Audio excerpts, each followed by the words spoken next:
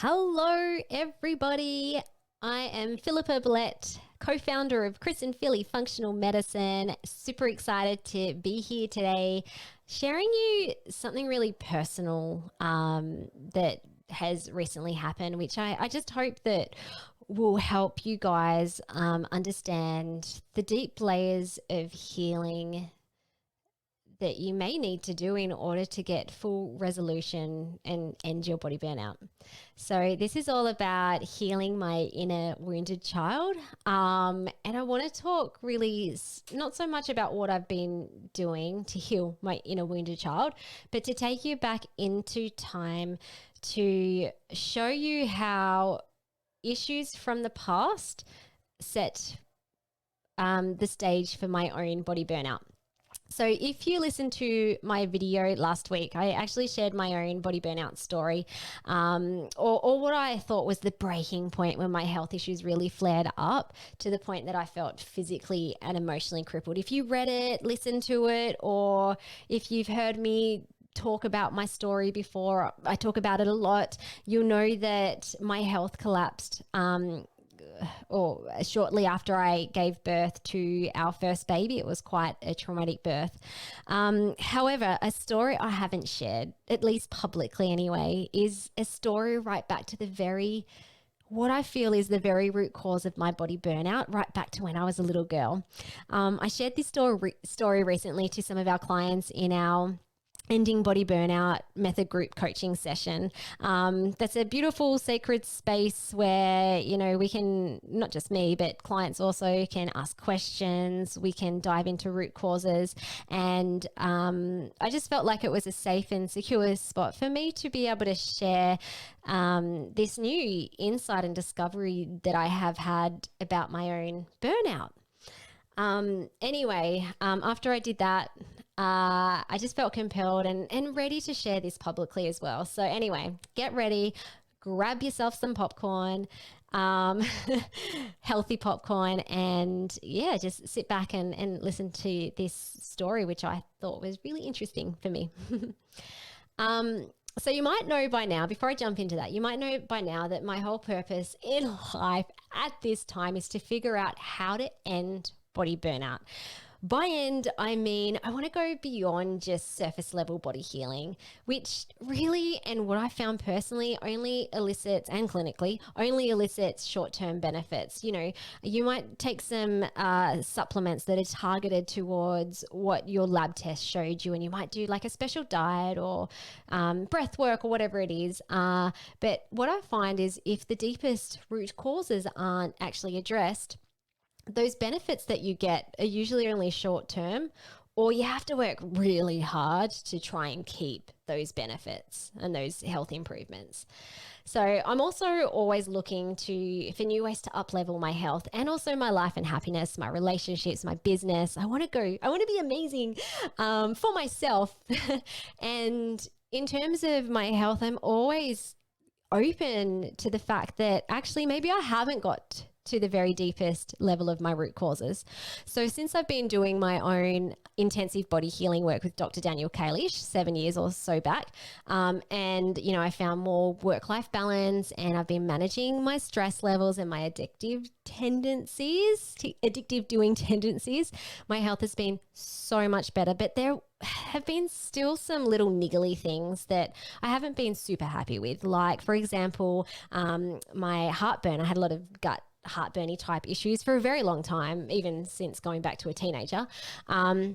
And after I did my original intensive body healing work around the gut, heartburn was great until, that is, 2020 when COVID hit and we had to pivot our business. My husband's other business, gym, was closed. There was a lot of financial stresses and homeschooling and blah, blah, blah, blah, blah, all the things. My heartburn came back. Not as bad as what it was. Like, it was quite mild in comparison, but still it was there. And I just knew that there was something out of balance. And so, of course, my first instinct was, well, I'm going to run, a SIBO test. I'm going to do a stool test. And there was a tiny bit of SIBO. So I did the elemental diet, but my stool test looked pretty good. In fact, a lot of the work I'd done had stuck. So it wasn't like I think that was a light bulb moment for me, that it wasn't that our health issues aren't always really specifically physiological imbalances. And another thing too is I mentioned in my last video last week is that I really experienced anxiety after I had my second baby, to the point of panic attacks and all sorts of stuff. And that is definitely not the case anymore. However, especially since COVID, sometimes just like feeling when I'm rushing, hurrying, or worrying about something, I would get some chest and throat tightness, just kind of those lingering anxious anxiety type feelings.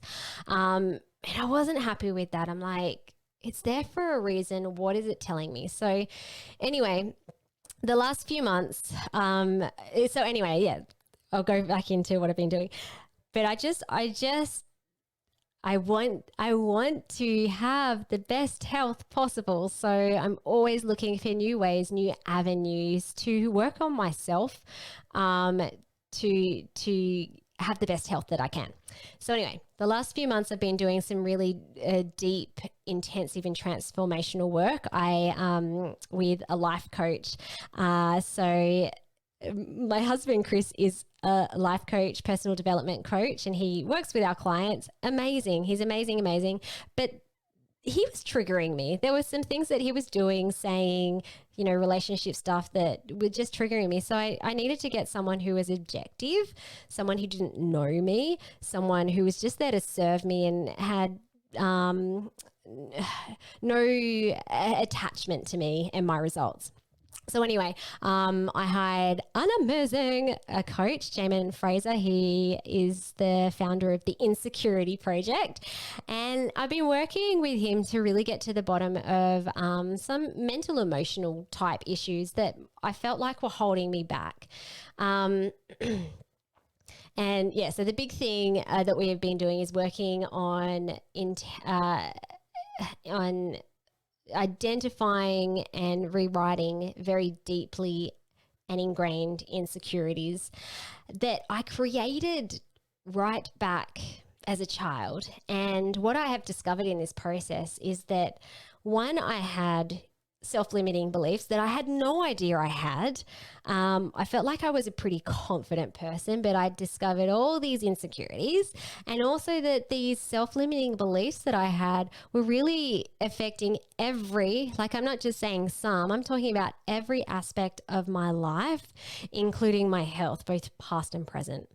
And so I want to share with you where this all came from, because it's been a really wild and beautiful journey for me.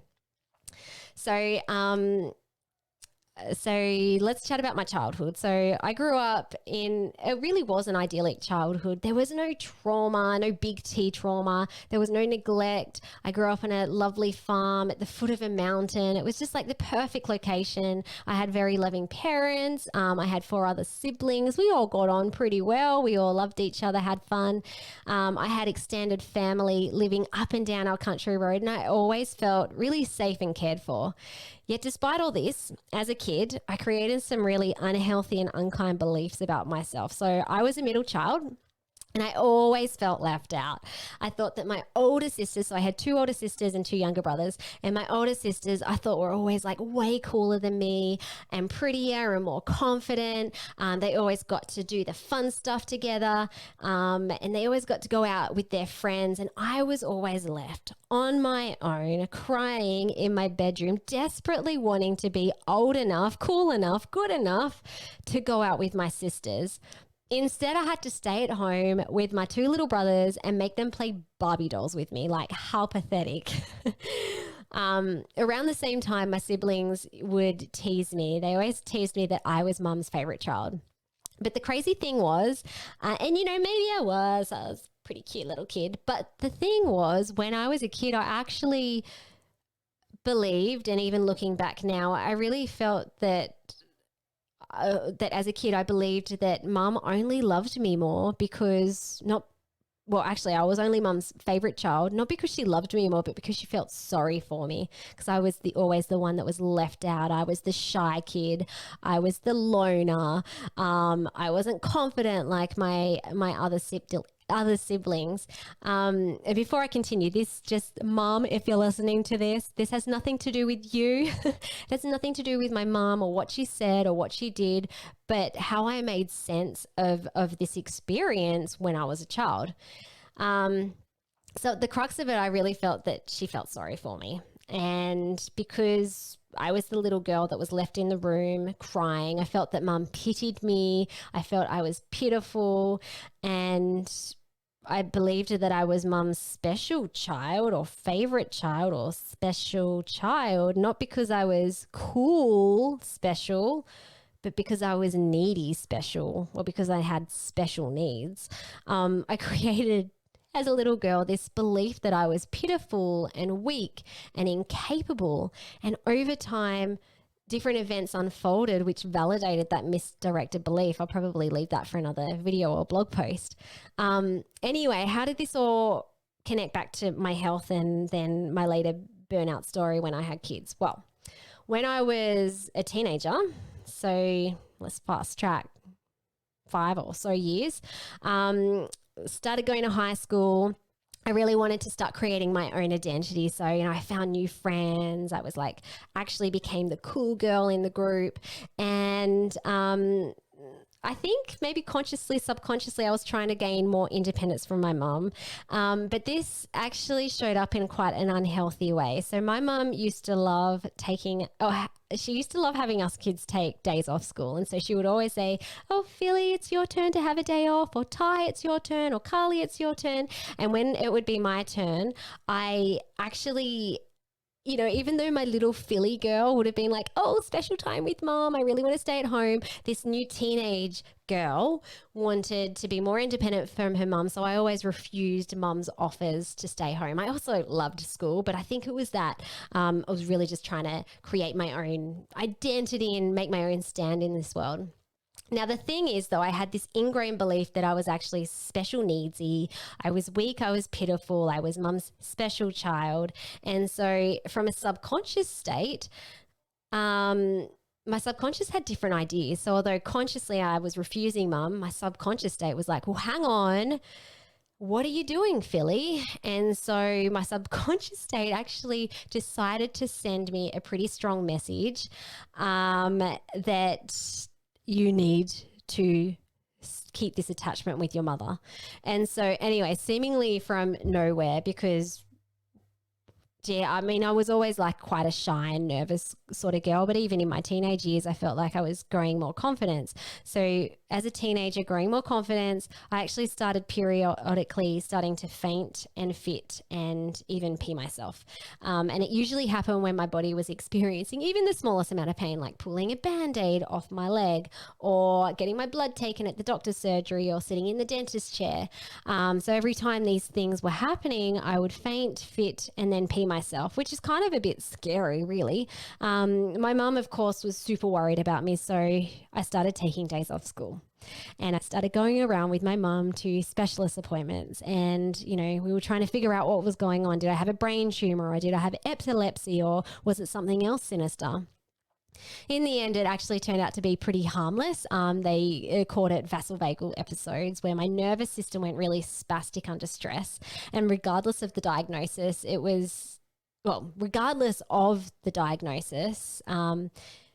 now looking back, it was a sure sign that my nervous system was so dysregulated. It just went super spastic under stress.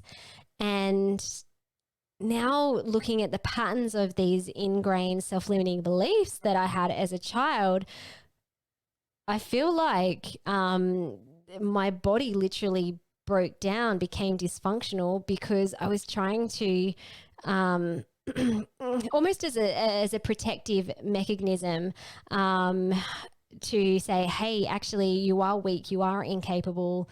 Stop trying to push yourself into creating something new. Actually, I'm going to protect you by actually literally causing you to feel weak.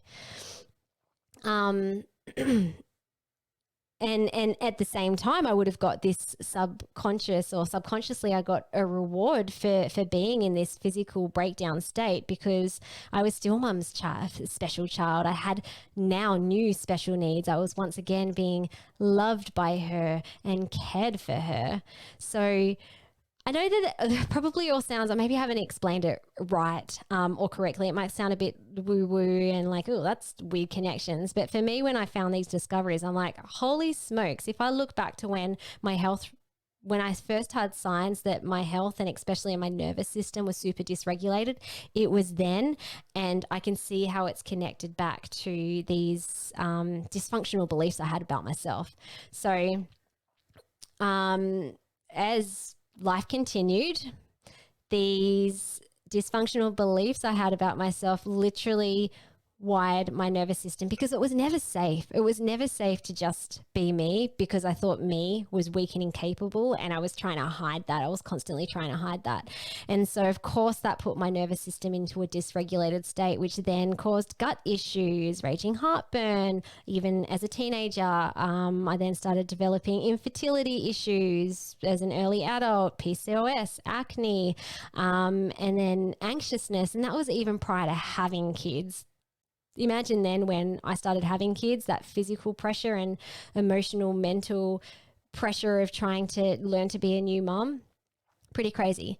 So that was a teenager. Then I started developing more dysfunctional patterns in my later teens, in my 20s, and even into my 30s because I was constantly trying to prove my worth through my achievements. At all costs, I did not want people to find out that actually I was inherently weak and incapable. And so it would have been like, especially grades 11 and 12, I just threw myself into study and I wanted to get the best grades. Getting something less than an A was the worst thing ever. I aimed to receive all the university medals, which I did throughout university. And then I went on to complete a PhD at a super young age. And then after I did that, dove into business and worked myself to the bone. I definitely developed all these addictive tendencies, or these addictive tendencies actually stemmed from a deep and hidden fear that I was weak and incapable. So my thought, or my subconscious thought, was that if I could achieve all these great things and succeed academically and in business, then I would look strong and capable. No one would ever find out that I was actually deeply fearful of being weak, pitiful, special needsy. The thing is, if I achieved, I would never be exposed. Unfortunately, that put more stress and strain on my already dysregulated nervous system, which not surprisingly snapped when I added babies into the mix. So my body at that point sent me a very strong message to stop. Like literally, my body was in such a state of pain that it's an exhaustion that some days I was actually bedridden. So anyway, why am I sharing this story? Because I wanted to share this story, and I know it was a bit long-winded and I don't know, maybe it wasn't interesting at all. It was super interesting to me. If you didn't get the connections, let me know and I'll try and explain it better. But I wanted to share this story because I want you to know that a body burnout issue is never just a body or a health issue. Yes, it's all good and well. And look, I would also say necessary to eat healthy and to exercise and to do the labs and to take the right supplements and to do meditation. But if you're not getting to the root of where your body burnout is coming from, you constantly get frustrated with short-term results or little results at all. And like at the crux of it, this is functional medicine. Functional medicine isn't just body healing, but it's also holistic healing. It's looking at the root cause of, or taking a root cause body, mind, and environment approach. So anyway, that's going to be me for the video today. Oof, it's quite a long one. Sorry, guys. But it's not the end. I will be sharing more about this more recent healing journey and how I'm going with it all. All right. Thanks for listening if you got this far. See ya.